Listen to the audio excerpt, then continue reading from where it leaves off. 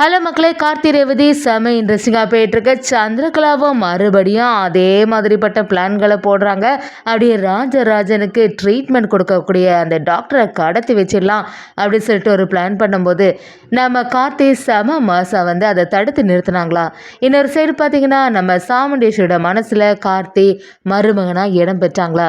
வீடியோக்குள்ள போகிறக்கு முன்னாடி நம்ம சேனலுக்கு சப்ஸ்கிரைப் பண்ணுங்க, அப்படியே பக்கத்தில் இருக்க பெல் ஐக்கனை கிளிக் பண்ணிடுங்க. அப்போ தான் நான் போடுற வீடியோவில் அவங்களுக்கு நோட்டிஃபிகேஷனாக வரும். நம்ம ராஜராஜனும் உயிருக்கு போராடிட்டு இருக்கும் போது இதாண்டா சரியான சான்ஸ்ன்னு சொல்லிட்டு சந்திரகலாவும் அப்போ கும்பாபிஷேகம் இந்த வாட்டி நல்லபடியாக நடக்காது.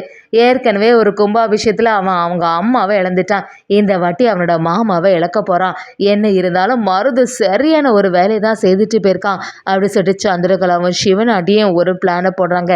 அதே சமயத்தில் நம்ம கார்த்தியும் எங்கள் மாமாவோட உயிருக்கு எந்த ஆபத்துமே வராது, இந்த கும்பாபிஷேகமும் நல்லபடியாக தான் நடக்கும் அப்படின்னு சொல்லிட்டு போன கும்பாபிஷேகத்தில் நம்ம கார்த்தியோட அம்மா, இந்த கும்பாபிஷேகத்தில் நம்ம கார்த்தியோட மாமான்னு சொல்லிட்டு ஒரே அந்த கும்பாபிஷேகம் முடியறதுக்கு முன்னாடி எத்தனை பேருக்கு தான் ஆபத்து வரும்னு தெரியலை. நம்ம ராஜராஜனும் இப்படி உயிருக்கு ஆபத்தில் இருக்காங்க. சிவனாடியை நம்ம சந்திரகலா கிட்டே இப்போ என்ன செய்கிறது சந்திரா, ஊரில் உள்ள பெரியவங்க எல்லாருமே அந்த கார்த்திக்கு ஆதரவாக தான் இருக்காங்க அப்படி சொல்லும்போது சந்திரகலாவும் வந்து சொல்ல ஆரம்பிக்கிறாங்க. என்னோட மாமாவை இந்த மாதிரி ஒரு ட்ரீட்மெண்ட் பண்ணுறதுக்காக வெளியூர்லேருந்து ஒரு டாக்டர் வரப்போகிறாராமே, பேசாமல் அந்த டாக்டரை கடத்திட்டோன்னு வச்சிங்களேன், யார் ட்ரீட்மெண்ட் பண்ண முடியும்? அந்த டாக்டருக்கு பதிலாக நம்ம வேற ஒரு நமக்கேற்ற மாதிரி ஒரு டாக்டரை வர வச்சு ஒரு இன்ஜெக்ஷனை போட்டுற வேண்டியதான்.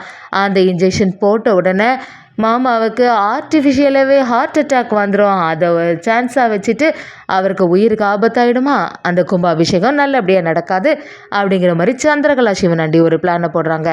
சிவனாண்டியும் முத்துவேலும் சேர்ந்து வழக்கம் போல் ஒரு டாக்டரை கடத்திடலான்னு சொல்லிட்டு ஒரு முடிவு படி நம்ம ராஜராஜனுக்கு ட்ரீட்மெண்ட் கொடுக்கக்கூடிய டாக்டர் வீட்டுக்கே போயிடுறாங்க. அங்கே வந்து நீ தானே இந்த ராஜராஜனை பார்த்துட்ருக்க, இனிமே அவனுக்கு எந்த ட்ரீட்மெண்ட்டை நீ கொடுக்கக்கூடாது அப்படி சொல்லும்போது டாக்டரும் என்ன சொல்கிறீங்க, நீங்கள் அதை மாதிரிலாம் நான் செய்யவே மாட்டேன் அப்படின்னு சொல்லிட்டு பிடிவாதமாக நிற்கிறாங்க.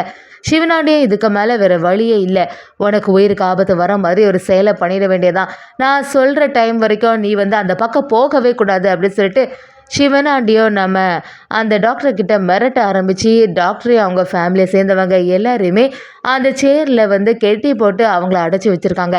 அப்படியே சந்திரா கிட்ட ஃபோன் பண்ணி, சந்திரா நீ சொன்ன மாதிரி இந்த வேலையை செய்துட்டேன், டாக்டர் வந்து இங்கே கெட்டி போட்டாச்சு, இனி நம்ம ஆளை வந்து அங்கே உள்ளே இறக்கிற வேண்டியதான் அப்படி சொல்லும்போது சந்திரகலாவும் சரிங்க நான் எல்லாத்தையும் அடுத்து பார்த்துக்கிறேன்னு சொல்லிட்டு சந்திராவும் ஒரு போலி டாக்டரை வந்து வர வைக்கிறாங்க.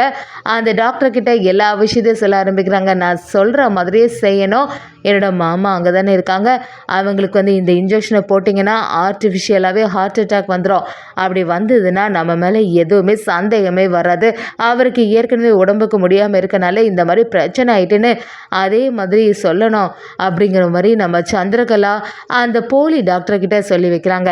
அவங்களும் பணத்தை வாங்கிட்டு சரிம்மா நீங்கள் சொன்ன மாதிரியே செய்திடலாம், எந்த பிரச்சனையும் இதில் வராது, உங்கள் பேர் இதில் வெளியே வராது, யாருக்கும் சந்தேகமே வராது அப்படின்னு சொல்லிட்டு சந்திரகலாவும் அந்த போலி டாக்டரை ஹாஸ்பிட்டலுக்கே அனுப்புகிறாங்க.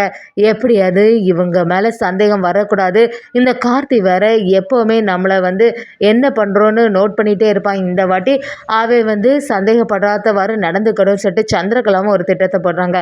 நம்ம சாமுண்டேஸ்வரியும் இப்படி ஒரு முட்டாள்தனமான காரியத்தை நான் பண்ணிட்டேனே, அந்த மருது ரொம்பவே நல்லவேன்னு சொல்லிட்டு தான் நான் வீட்டில் வந்து இந்த மாதிரி பண்ணேன், அது மட்டும் இல்லாமல் ரேவதிக்கு வேற கல்யாணம் பண்ண முடிவு பண்ணிட்டேன், என்னால் தானே அவங்களுக்கு இப்படி ஆச்சு அப்படின்னு சொல்லிட்டு சாமுண்டேஸ்வரி புலம்பி தள்ளும்போது நம்ம ரேவதியும் சரி நீங்கள் இனி இப்போ இதெல்லாம் பேசி பிரயோஜனமே இல்லை, என்னை அப்பாவோட உயிருக்கு எந்த ஆபத்தும் வரக்கூடாது, அவங்க நல்லபடியாக கண்முழிச்சு பார்க்கணும் அப்படின்னு சொல்லிட்டு நம்ம ரேவதியும் சமாதானப்படுத்துகிறாங்க.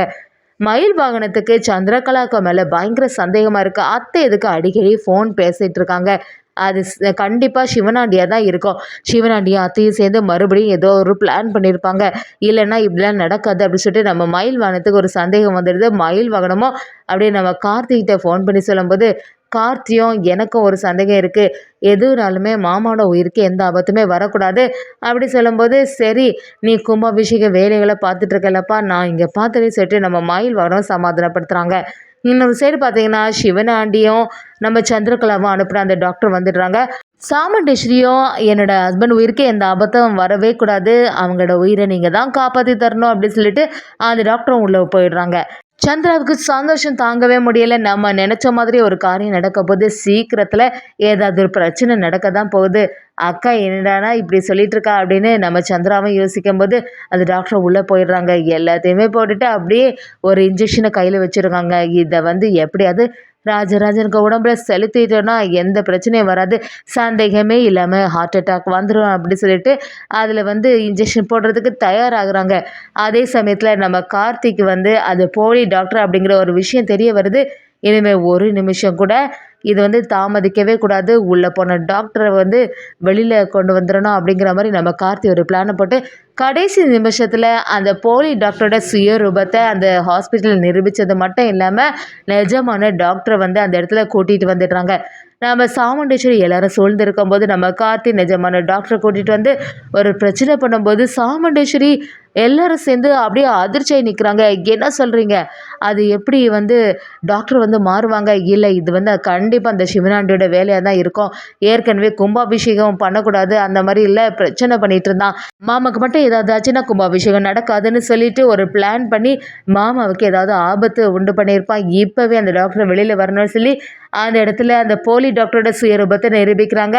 அதோடு இல்லாமல் நம்ம கார்த்தியும் உன்னை யார் இங்கே அனுப்புகிறா அப்படின்னு சொல்லிட்டு சத்தம் போடும்போது அங்கே உள்ளவங்களும் நம்ம சந்திரகலாவை பார்க்குறாங்க. சந்திரகலாவை அப்படியே கண் காட்டுறாங்க. என்னை மாட்டி விட்டுறாத அப்படி சொல்லும்போது நம்ம கார்த்தி மயில் வாகனத்துக்கு எல்லாருக்குமே புரிய ஆரம்பிக்குது. இது கண்டிப்பாக அந்த சின்னத்தையோட வேலையாக தான் இருக்கும்னு சொல்லிட்டு. ஆனால் நம்ம சாமுண்டேஸ்வரிக்கு மட்டும் அது புரியவே மாட்டேங்குது.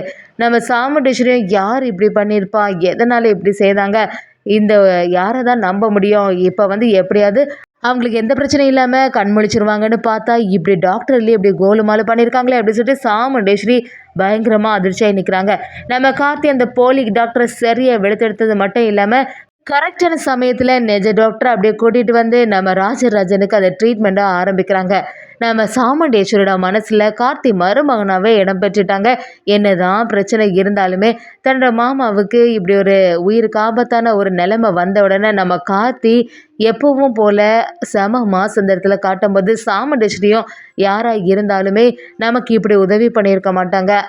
கார்த்தி இருக்கனால தான் எல்லா பிரச்சனையுமே சமாளிச்சிட்டாங்க அப்படின்னு சொல்லிட்டு நம்ம சாமுண்டேஸ்வரிக்கு கார்த்திக்கு மேலே ஒரு ஒரு நல்ல எண்ணம் வரப்போகுதுன்னு சொல்லலாம். அதே சமயத்தில் இதை பார்த்துட்டு இருந்த சந்திரகலா நம்ம சாமுண்டேஸ்வரிகிட்ட சரி அக்கா நீ எதுக்குமே கவலைப்படாத, மாமாவுக்கு எந்த ஆபத்தும் வராது அப்படிங்கிற மாதிரி ஒரு ஆறுதல் சொல்லும்போது மனசுக்குள்ள மட்டும் சந்திரகலாவுக்கு கடைசி நேரத்தில் இந்த கார்த்தி எப்பவும் போல சொதப்பிட்டானே, எப்படியாவது பிளான் பண்ணி மாமாவுக்கு இந்த பிரச்சனை வரும், கும்பாபிஷேகமும் நல்லபடியாக நடக்காது.